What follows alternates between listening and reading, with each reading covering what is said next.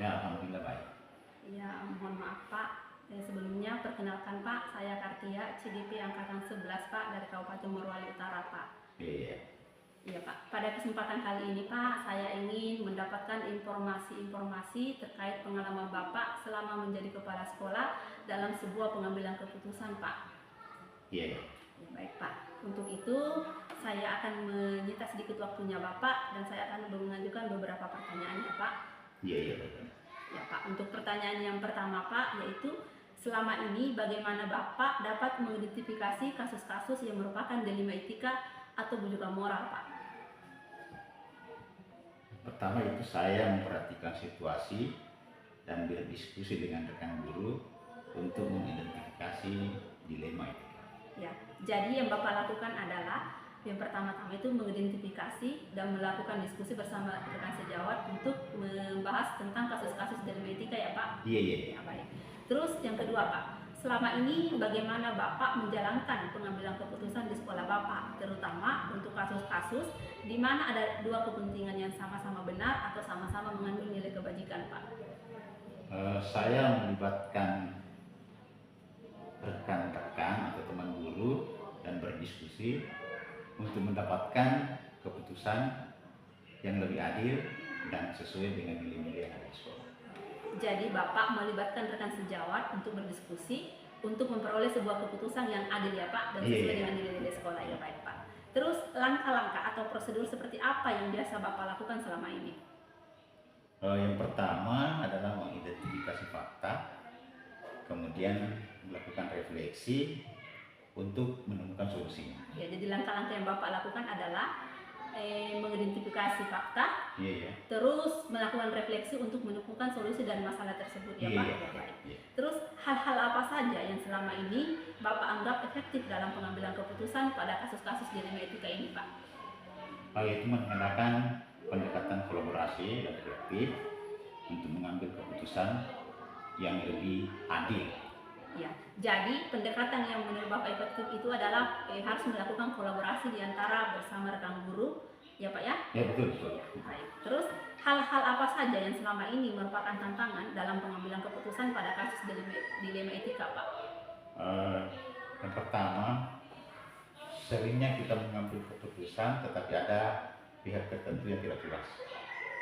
Kemudian yang kedua, biasanya kami didesak atau disuruh untuk membuat secepatnya keputusan, padahal persoalan itu masih sangat telah supaya lebih memperoleh keputusan yang lebih bagus. Ya, jadi tantangan yang Bapak peroleh selama ini yaitu yang pertama yaitu terkadang keputusan yang telah dibuat itu ada pihak yang tidak puas, dan terkadang juga di saat membuat keputusan Bapak diminta untuk segera membuat keputusan yang tergesa-gesa Pak ya? Ya, baik Pak. Terus apakah Bapak memiliki sebuah tata kelola atau jadwal tertentu dalam sebuah penyelesaian kasus dilema etika Pak?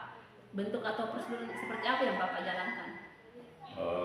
Kalau untuk mengambil keputusan dengan dilema etika, kami tidak menyelesaikannya di tempat itu, tapi kami mempunyai jadwal tersendiri supaya keputusan yang kami ambil tidak terburu-buru dan memperoleh keputusan yang lebih baik.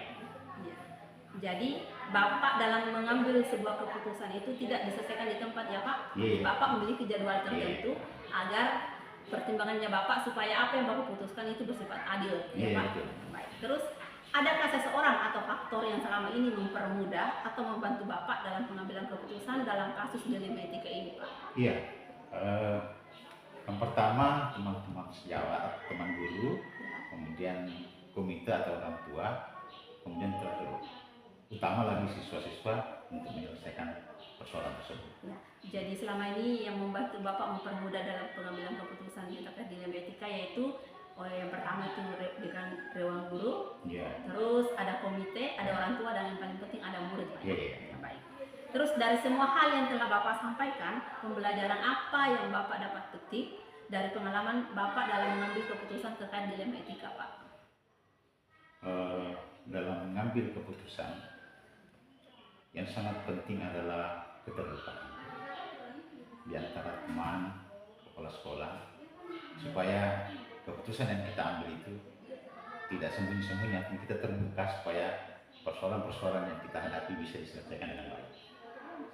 Ya, jadi saya dapat menyimpulkan ya Pak, saya juga mendapat pengalaman dari apa yang Bapak lakukan, bahwa dalam mengambil sebuah keputusan terkait dilema etika itu pentingnya sebuah kolaborasi, keterbukaan atau transparansi, dan sebelum kita memutuskan sesuatu kita harus menggali terlebih dahulu fakta-fakta apa yang terjadi ya Pak, agar apa keputusan kita ambil itu tidak bersifat semena-mena atau adil untuk semua, seperti itu ya Pak. Ya, terima kasih banyak Pak untuk waktunya, dan terima kasih atas ilmu yang telah Bapak berikan hari ini. Sama-sama. Mari Pak, saya pamit Pak.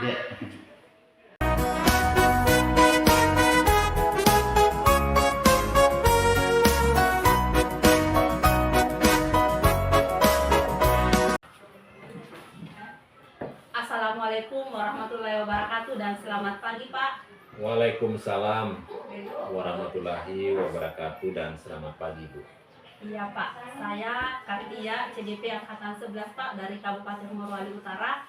Pada kesempatan kali ini saya ingin mendapat informasi dari Bapak mengenai pengalaman-pengalaman Bapak selama menjadi kepala sekolah dalam mengambil keputusan di sekolahnya Bapak. Boleh minta waktunya sebentar? Saya akan mengajukan beberapa pertanyaan untuk Bapak dijawab sesuai dengan pengalaman Bapak. Boleh Bu, silakan. Ya baik Pak. Pertanyaan pertama Pak, selama ini bagaimana Bapak mengidentifikasi kasus-kasus yang merupakan dilema etika atau bujukan moral? Ya, jadi terima kasih atas pertanyaan Bu. Untuk pertanyaan cara saya mengidentifikasi kasus-kasus yang seperti yang Ibu tanyakan tadi, jadi saya harus artinya faktor yang melatar belakangi kasus ini, faktor-faktor penyebab atau yang melatar belakangi kasus tersebut. Jadi Bapak akan mengidentifikasi faktor-faktor penyebab dari masalah tersebut ya Pak? Ya. Ya baik. Nah, selama ini bagaimana Bapak menjalankan pengambilan keputusan di sekolah Bapak, terutama untuk kasus-kasus di mana ada dua kepentingan Pak, yang sama-sama benar atau sama-sama mengandung nilai kebajikan? Ya, jadi cara pengambilan keputusan kami di sekolah, saya sebagai pemimpin pembelajaran, jadi caranya adalah kami adakan diskusi dengan Dewan Guru atau rapat, supaya keputusan itu adalah keputusan bersama dengan hasil musyawarah. Oh iya, baik Pak. Jadi Bapak akan melakukan diskusi bersama dengan rekan guru, supaya apa yang Bapak putuskan itu merupakan hasil keputusan bersama. Iya. Terus langkah-langkah atau prosedur seperti apa yang biasa Bapak lakukan selama ini? Jadi langkah-langkahnya seperti saya sampaikan tadi, apa yang melatar belakangi kasus ini sampai terjadi. Jadi saya diskusi dengan rekan guru untuk langkah-langkah atau kebijakan apa yang bisa kami ambil sebagai pendidik di sekolah ini. Baik Pak, selanjutnya hal-hal apa saja yang selama ini Bapak anggap efektif dalam pengambilan keputusan pada kasus-kasus dilema etika? Ya, seperti tadi yang efektif tentu adalah keputusan bersama, hasil musyawarah mufakat dengan Dewan Guru, dengan memperhatikan berbagai masukan, saran, dan kritik terhadap pembelajaran yang berlangsung. Ya baik Pak. Jadi yang Bapak anggap efektif yaitu seperti yang pertama ya Pak ya, berdiskusi dengan guru tentang solusi-solusi untuk mengatasi masalah dilema etika yang sedang dialami. Iya, benar Ibu. Hal-hal apa saja yang selama ini merupakan tantangan dalam pengambilan keputusan pada kasus dilema etika? Apa yang menjadi tantangannya Pak? Ya, kalau tantangan menurut kami di sini, yang pertama itu adalah faktor dukungan dari orang tua. Artinya keputusan yang kami jalankan biasanya itu kurang mendapat dukungan dari orang tua. Jadi di rapat komite juga sudah kami sampaikan bahwa minta kerjasamanya dari pihak orang tua sebagai sebagai pendidik untuk di rumah, namanya pendidikan budi pekerti. Ya, jadi tantangan yang Bapak hadapi yaitu kurangnya dukungan dari orang tua di rumah ya Pak. Ya, baik. Apakah Bapak memiliki sebuah jadwal tertentu atau sebuah penyelesaian kasus dilema etika? Apakah Anda langsung menyelesaikannya di tempat atau memiliki jadwal tertentu untuk menyelesaikannya? Terus bentuk atau prosedur seperti apa yang akan Anda jalankan Pak? Kalau penyelesaian kasusnya kami selesaikan di tempat. Artinya kasus ini kalau kejadiannya misalkan di sekolah, kami serahkan pada guru piket atau yang kami sudah SK-kan untuk yang berkaitan dengan SK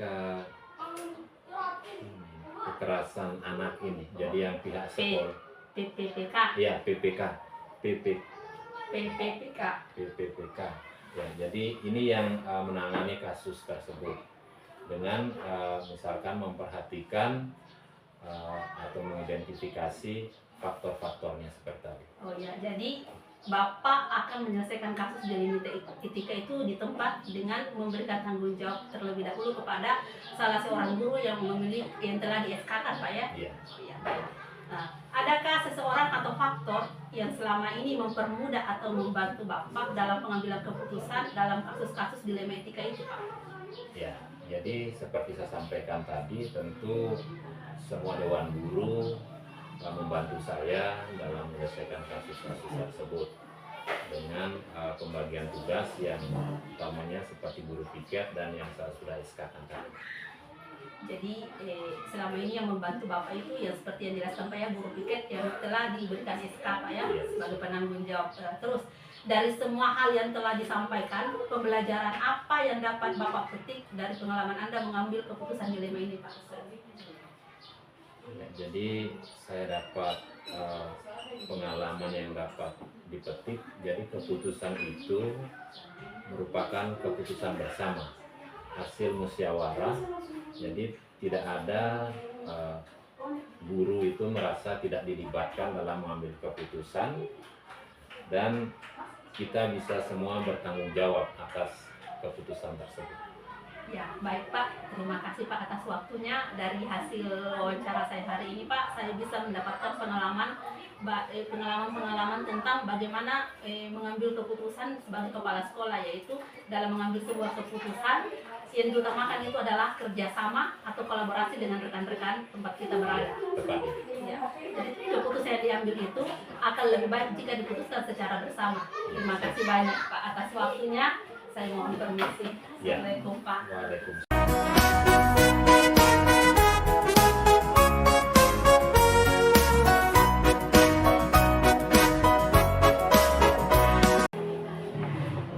Assalamualaikum warahmatullahi wabarakatuh Pak. Waalaikumsalam warahmatullahi wabarakatuh. Bagaimana kabarnya Pak? Ya, alhamdulillah baik Bu. Ibu sendiri bagaimana Ya, kabar? alhamdulillah baik juga Pak. Perkenalkan Pak, saya Kartia, CDP Angkatan 11 Kabupaten Morowali Utara Pak. Pada kesempatan kali ini, saya ingin mendapat informasi dari Bapak terkait pengalaman-pengalaman Bapak selama menjadi kepala sekolah dalam pengambilan keputusan di sekolah Bapak. Boleh saya minta waktunya sebentar? Boleh Bu. Baik Pak, saya akan mengajukan beberapa pertanyaan untuk dijawab Bapak sesuai dengan pengalaman Bapak ya. Baik, pertanyaan pertama Pak. Selama ini bagaimana Bapak mengidentifikasi kasus-kasus yang merupakan dilema etika atau rujukan moral?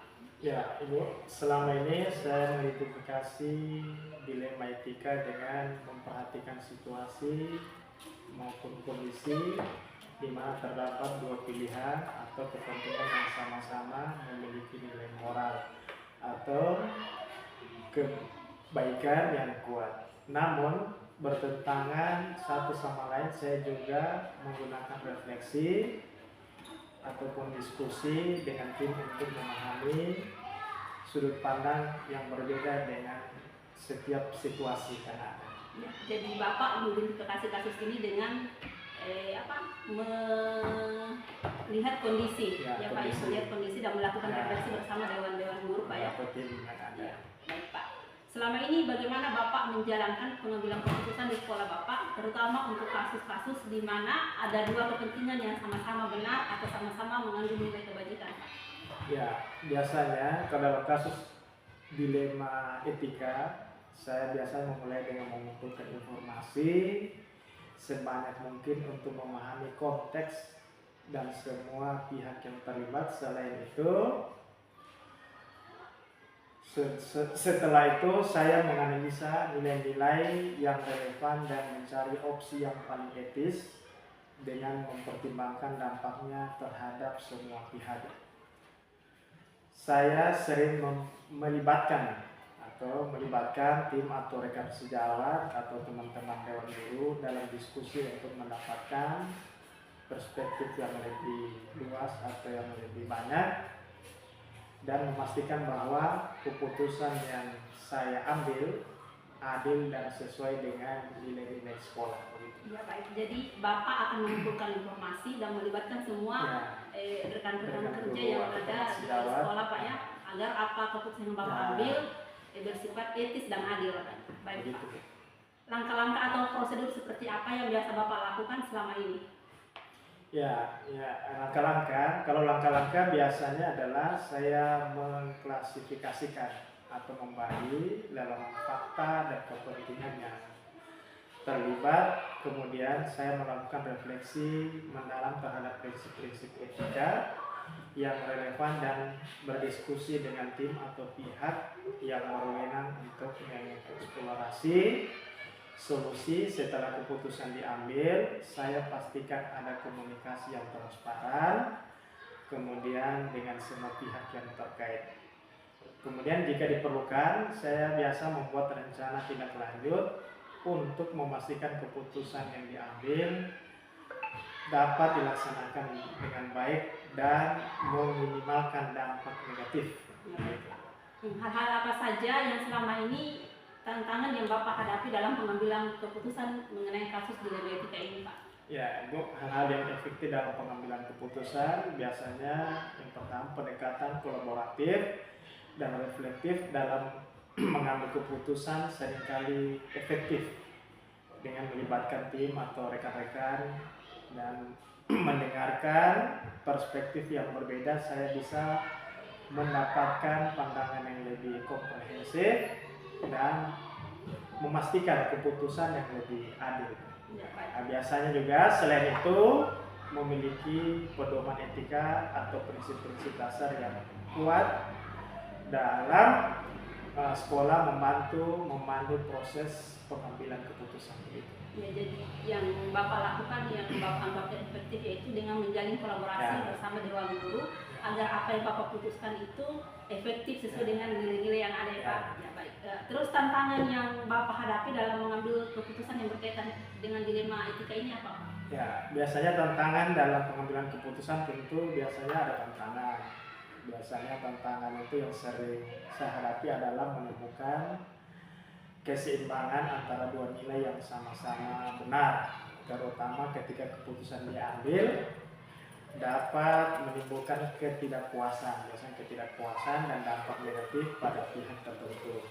Biasa juga seringkali saya juga menghadapi tekanan untuk segera mengambil keputusan, padahal proses refleksi dan diskusi memerlukan waktu untuk memastikan keputusan yang diambil benar-benar etis dan adil. Baik, Pak.